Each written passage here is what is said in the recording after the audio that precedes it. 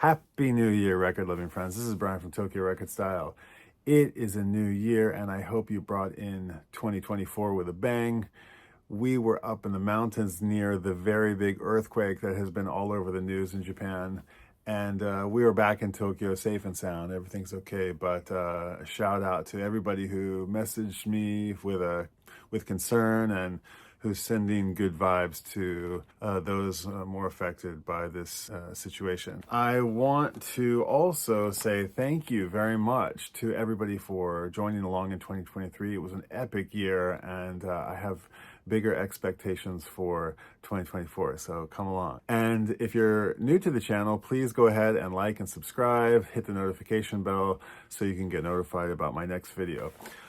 I have been seeing some videos going around YouTube in the vinyl community about the Vinyl Tag 2024. Now, this is a new thing to me, so I thought I would go ahead and create a list that's put forth every year by a YouTuber named Rob Walker, I think in Manchester, and he puts forward 20 questions about your records, your record collection, about your music loving, so we can all learn a little bit more about each other. So without further ado, here we go. Here's the 20 questions. Vinyl Tag 2024. First question, your favorite record purchased in 2023. Now, I had to go with a tie between these two records. The first is the Life Aquatic, the studio sessions recordings with Jorge. This is, of course, the soundtrack from the movie Life Aquatic with Steve Zissou, Wes Anderson film, a great tale of sort of Jacques Cousteau character who takes a misfit crew on this kind of wild boat ride in search for the tiger shark that ate his best friend. And all throughout the film, there's this great soundtrack provided by Jorge, who is playing sort of distilled versions of David Bowie songs. And it's a bit of a hipster record, and it's not from 2023, it's back from 2005, but I loved this movie, and I loved this soundtrack. And I just love the whole concept and aesthetic of this movie and of Wes Anderson in general. Yes, I'm a Wes Anderson fan. And so when I found this at Ella Records in Tokyo, I was really stoked. And it's a great record to put on a DJ set and, you know, just sort of catch everybody off guard. Whoa, you got that? I think it's an official release, but something about it is a little bootleggy. And all the records are in slightly different colors, and if you find them online, there's different versions of them. So I have a green one and a blue one, and that one's really fantastic. The second record that I would say is my favorite from 2023 is the Mustangs, the wonderful side of the Mustangs. This is a rather obscure band from the Bahamas. I think this record is from 75-ish. And it's kind of not calypso, it's just a solid sort of rock, blues, soul record, but it's really fantastic. And it has a couple of killer songs. It's got covers on it. I don't know how to describe it. It's really good. But it has this one song on it called Yamar, which is by Cyril Ferguson, also known as Dry Bread, which I've been dying to get this record for a really long time, and I finally got it. It's quite rare. And it's got a version of Sweet Caroline on it, and the whole record is just jams. It sounds like, you know, if you landed in the Bahamas and this is what would be playing, killer tune. And the covers, all the dudes look really vibed out. And the wonderful side of Mustangs, their only record that came out. Next up, the last record you bought in 2023. The last record I bought in 2023 was a Nillson single, Remember. It's a new song to me. I think it's a standard. I'm not sure if it could be him that wrote it, but it's been covered a bunch of times. It's Remember parentheses Christmas. When I saw this, I was like, oh, okay, there's a Nillson Christmas record to add to the collection. And it's a great song. It's kind of a ballad, a sentimental song. Okay, next up, a band or singer who released 2 or more albums in the same year. Tom Waits, who in 1999 released Alice and Blood Money, 2 albums sort of back to back in a sort of like Use Your Illusion 1 or 2 move. 2 killer records, especially this one, Alice. I really dig this record. It's got amazing hits like, well, the song Alice, the title track is amazing. Flowers Grave, no one puts flowers on a flower's grave. It's got the story of poor Edward, who has a face on the side of his head that talks to him at night and drives him to suicide. It's quite a scary song.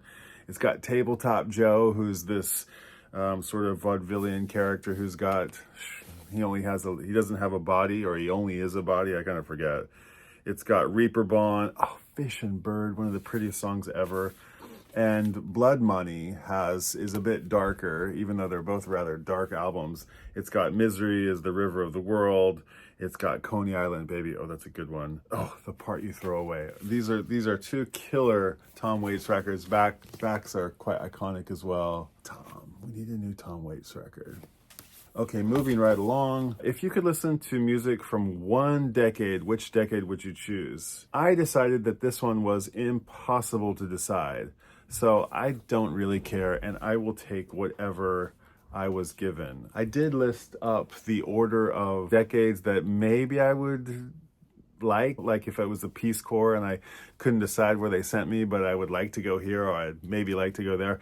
I just listed up 90s, 70s, 60s, 80s, aughts, 50s, 10s, and 20s. And that was sort of I just winged it. And I just noticed that 1, 2, 3, 4, 5, 6, 7, 8, there's 8 different decades of music that I'm listening to. That's kind of an interesting thought. How many decades of music are we listening to? I'm only 48, but I'm listening to 8 decades worth of music, which is pretty interesting. I wasn't alive when the Beatles were around, and yet I listen to the Beatles all the time. So there's an interesting notion. What music are you listening to that's beyond your own generation? I'm listening to 8 decades myself. Next up, show a record by a band or singer from Manchester. Okay, Manchester and the Mancunian whole thing, Oasis and Blur and Verve and all these bands, and going back to the Hollies and I think the Scottish and the Irish bands of the north of UK. I have not been a giant fan of these bands. I did not grow up with them. I did not sort of fall in love with them. I was always listening to American bands at the time. For whatever reason, they just didn't filter down to my little neck of the woods in Tulsa, Oklahoma. So I'm not really a big Manchester music head. And I'm a little bit embarrassed about it, but I'm also okay with it. And I had some records from some of these bands mentioned. I was going to go with Crosby, Stills and Nash, even though that seems like it's an American outfit. Graham Nash is from Manchester, I'm told. I have a Hollies record, and I probably have a few others, but I went with actually Nico.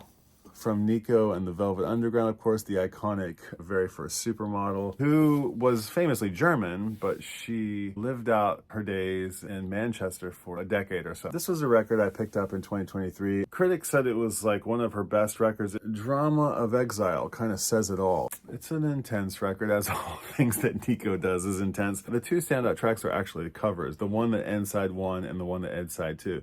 She's got Waiting for My Man by the Velvets, of course, and her. Andy Warhol famously put Nico and the Velvet Underground together. And then Heroes, her version of David Bowie's Heroes, is quite good. It closes the album. And this album almost didn't get made. There's some story about the label trying to sneak off with the original music and them somehow getting it back. And yeah, check out this story. You can actually read all about it here. This was a re-release from 2021 on Aura Records, which I didn't know. Nico, honorary Mancunian, right?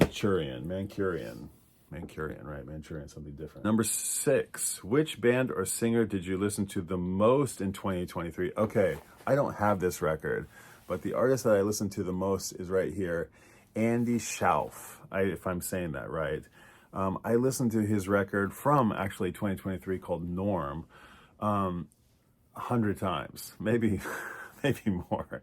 I have to check my playlist, but I just got turned on to this by my friend Caroline. Shout out to Caroline. She turned me on to Andy Shauf. He's been around for quite a while. His standout records are Party from 2016, which has a great song, Quite Like You, on it. Neon Skyline from 2020, Wilds from 2021. But this new record, Norm, from 2023 is so great. It's got a very New York sort of anti-folk vibe about it. It's got a little Jonathan Richmond and Elliot Smith in it without the defeatism. slightly less tormented than those guys. So, Andy Shauf. Oh, I want to say honorable mention, the songs most listened to in 2023. This is the Day. I listened to that song off Soul Mining also 1,000 times. Okay, show me 7 inches is the question for number 7. I've got Ricky Nillson here, who I found a new appreciation for via Bob Dylan's book about the modern song. He talks about how Ricky Nillson brought rock and roll music into everybody's home. This has got a song, I'm in Love Again is the A side, and That's All is a great song that's on the B side, and That's All has been my closer.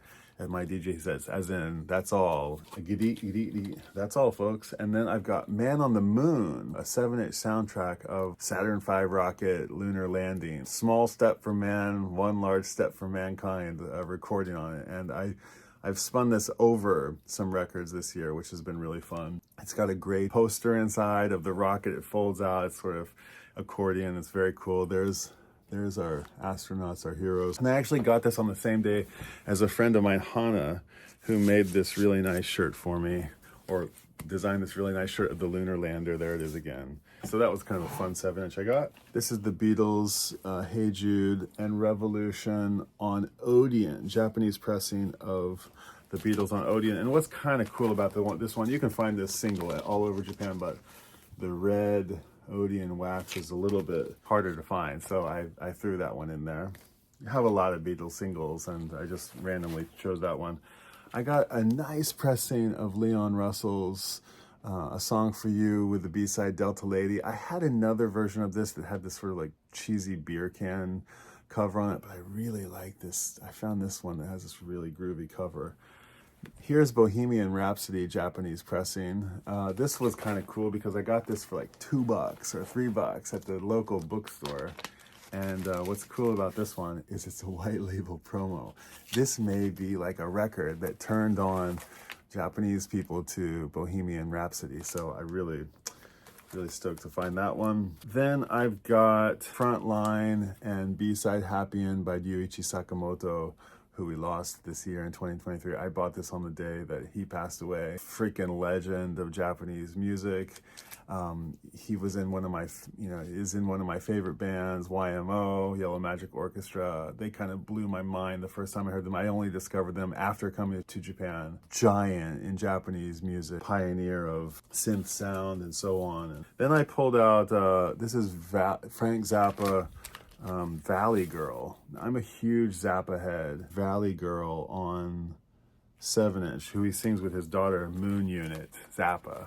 She's a valley girl, valley girl. I heard this song when I was 12 years old, thought it was like the worst song I'd ever heard in my whole life. My cousin played it for me, and who would have thought, like 10 years later or so, I would have become a massive giant Zappa head and collected all his music. But I first heard it on cassette and on the Walkman, Sony Walkman headphones. Really made an impression.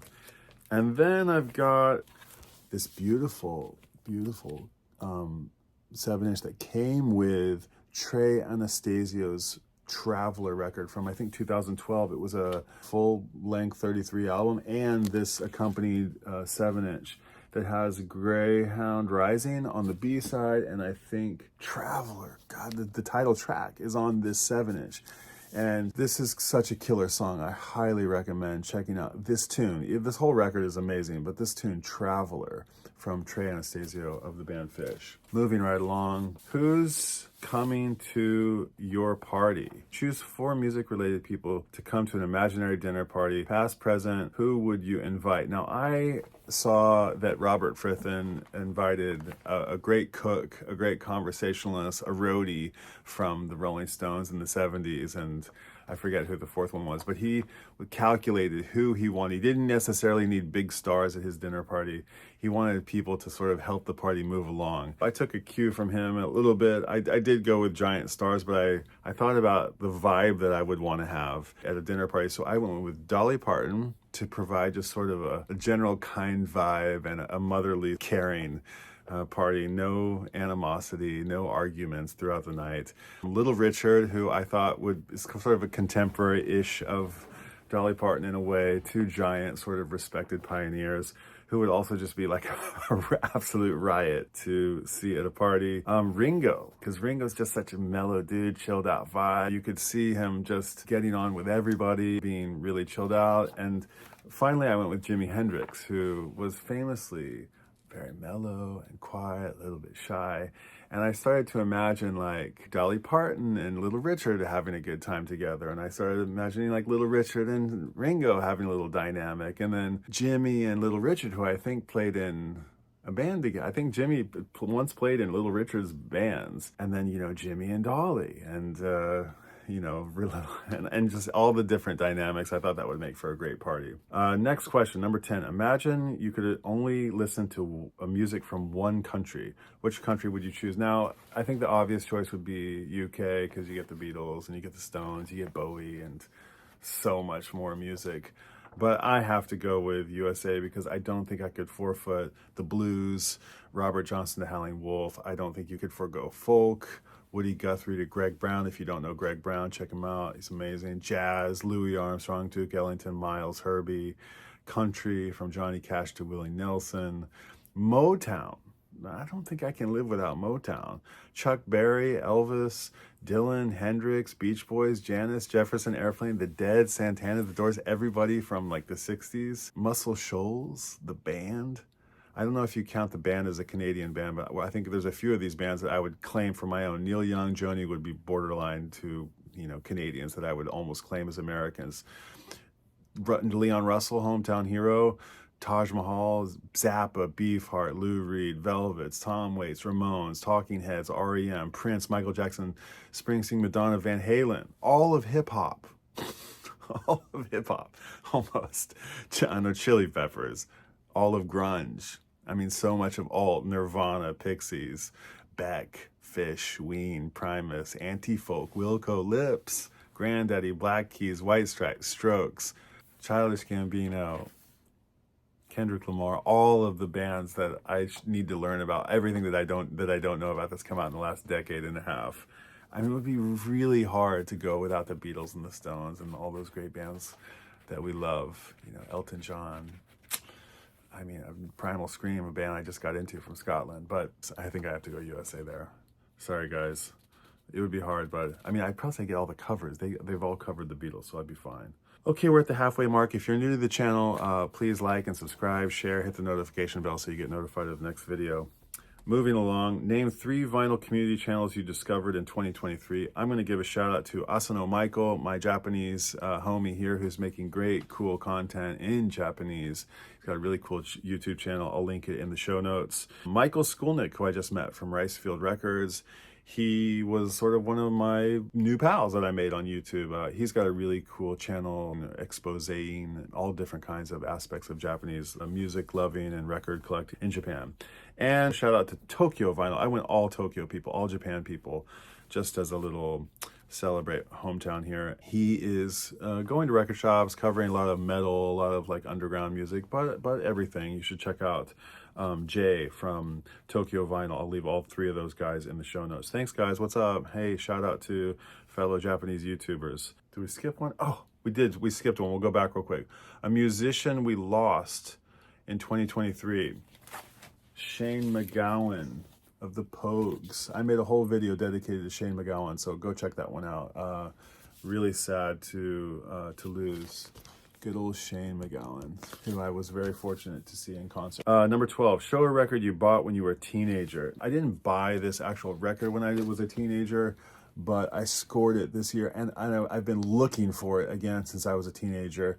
Actually, Soul Shakedown Party has been a song that I've wanted to open a set with for so long, and I can't seem to find it on wax. It's on a record that I am not that interested in. I've been looking for a single, and I've been looking for a 7-inch, but I found a 12-inch single of it on Trojan, and it's got a killer version of Caution and Keep on Skating on the B-side. But one of my music heroes, Bob Marley, killer photo, killer 12-inch. This is one of my new prized possessions for 2023. 13, show a soul or funk album. Japanese version of Sex Machine by James Brown. Killer song. I mean, there's so much to say about this song. The GOAT. But I saw the Black Keys. The Black Keys came to Japan, came to Tokyo this year, And right before the show started, they put this on the house PA before the show started. Get up, get on up. And it got the whole crowd on its feet, and it was like just totally genius. The whole audience may have been tame and old enough of a certain age to sit down the whole show, but this song, Sex Machine, got everybody on their feet. I just thought it was a super clever move, and I went out and got a single of Sex Machine the next day. Okay, show a record that you think everyone has, and then show a record that you think nobody has. And for the first record that I think everybody has, I think it's got to be Deodato. Deodato and his record Prelude. I see this record everywhere. It's a killer funk jazz record from the 70s. It's got this incredible version of also Sprach Zarathustra, the also AKA known as 2001, which is just like a really groovy version of da da da da da. Great version of that song, and I see it everywhere. It's $3. You cannot, like, this cannot not be in your record collection. A record everybody has, a record that nobody has, beloved by me and not by many, but the band Fish. It's not their debut album, it's their second album, but it was the only one for 20 years that was released on wax. A very rare record on the original Lawn Boy on Go-Go Records. I found this in the P's at Amoeba Records in San Francisco. Giant find. The price has maybe gone down because they've re-released it in the last couple of years, but for years this was a highly, highly coveted record. I just managed to dumbly come across one. I remember it was $100, like when I was like 20, and that was like an outrageous amount of money to spend for a record, and now I think it's closer to 1,000.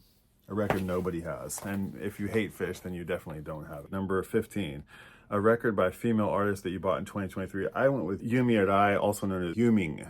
Yumi is a famous Japanese singer-songwriter, sort of the Carole King or Joni Mitchell of Japan, also known as Yumi Matsutoya. She's changed her name a couple of times for the decades. Her first three records are put out as Yumi Arai. This is Hikoki no Kumo, or Hikoki Kumo Chemtrail, or Sky Cloud, Airplane Cloud Chemtrail. It's not a very flattering word, but this is a killer record. This is, a lot of people know this from Kiki's Delivery Service, the Ghibli movie, and then a follow-up, Muslim, Yumi Arai. These are two just sort of like hand-in-hand killer first releases from Yumi Arai. I actually bought this. This was playing at Tower Records in Shibuya on the house PA, and I said, oh, there's that song. Can I, a local record store will let you buy a record off the turntable, but I didn't expect them to agree to sell me the record off the turntable at Tower, but they did, and I was really stoked on that. So great memory there too. Love this record, listen to it a lot. Next one, favorite video you posted on your channel in 2023 and the favorite video you watched. Favorite video I posted was a very recent one, Season's Greetings from Tokyo Record Style. It was a story of goodwill. It was the story of Gil and this amazing town that has this spirit of goodwill that they help people who are suffering mental unwellness. I met this guy from Gil who was carrying a record store bag and told me all about this story and about this record store there in Gil, Belgium, called Tony's Music House, and he stayed in business through the pandemic with the support of the mentally unwell, and it was a really heartwarming story. A video that I watched that I really liked was a Robert Frithon, second time mentioned on this video. He was talking about Record Store Day, and he talked about what people didn't buy, and I sort of chimed in on a comment, and he gave me a shout out on his video. It was the first time I've had a shout out on a YouTube video, and that was really flattering. And I was sort of dumbfounded. I was shocked to hear my name on a YouTube video. So thanks, Robert Frithon, for that. I was really stoked. Show me a record that describes the 90s, a 90s classic. I went with The Flaming Lips, Clouds Taste Metallic. Mine here is signed by Wayne Coyne. This is just classic 90s record. I feel like if you go with something like, Nirvana or Soundgarden or Chili Peppers, you get this edge to it, and the yeah, the 90s had a lot of edge, but there was also a lot of like weirdness and funness. And I think this album captures both of those ideas. It's light and fun and happy and wild and crazy and hard. And so I think the Flaming Lips really do it best. So another sort of hometown hero band from Big Blue Sky, Oklahoma. Let's see, if you could walk into the cover, look through your collection and choose a record of a cover you'd like to be a part of, I would have to go with George Harrison's All Things Must Pass. This looks like a record that I would like to just walk right into. I should remember the name of George's famous home. It has like, it's one of those homes that has a name like Headley Grange, but that's not it. He's got the gnomes out here on the lawn, and he made some videos out here, and it looked like he had dinner parties on the front lawn, and it looked like a great place to hang out with lots of good vibes. And this big, beautiful home that's featured on the cover of some of his singles and some of his albums, and it just looks like it's got a special spirit to it that I would love to go visit. I was really lucky to visit the Beatles ashram in Rishikesh, India, where they wrote a lot of the songs for the White Album, and that place had a special vibe. So this one came to mind as a place that I would like to go visit. I would like to step right in there and hang out with George, just on the lawn, shooting the shit, playing ukulele, hanging out. The next one, it's like a greatest hits, a record that you're so familiar with that it feels like a greatest hits. I'm going with a Brazilian band, Secos y Mulhaldos. I don't know anything about this record, but I know that it rocks so hard. I have listened to this record 1,000 times, and every song is a banger. It's so killer. This is the front man, Ney, N-E-Y, Netagrosso or something, Ney Netagrosso. He's kind of a legend. I think he's kind of a Freddie Mercury of Brazil. Don't quote me on that, but he's a pioneer who, I'm not sure if he's still living, but he made many records that came after as solo artist. But I think this band was so explosive and so good, and there's so many killer tracks. I really, really love this record. It's crazy, wild cover too. Oh, and there's amazing videos of these guys, Secos y Mojaldos. So go to YouTube and find these videos. Really, really, really nuts. Last one, show me an album that was released in 1974. Final 20th question. I went with Robert Palmer's Sneakin' Sally Through the Alley. Man, this is a killer record. Very young debut release by Robert Palmer, singing very confidently like he's already established legend, with Lil George and the Meters and Little Feat backing him up. This album grooves so hard. Every song on it, the whole album, it never stops. It's all about rhythm, this record, and it really will just keep you on your toes the whole time. And it's got this great cover, and the title track, Sneakin' Sally itself, is so cool. There's a couple points in the record where the album takes a left turn and things happen that you don't expect. This is a highly underrated record, a really, really killer one. I recommend you check out for 2024. So those are my 20 answers to the questions for the Vinyl Tag 2024. Thank you for coming along a little bit longer than I expected, but thank you. Please like and subscribe and share. Have a great Happy New Year, and make lots of videos and lots of discoveries at the music store. And until next time, I'll see you at the record shop.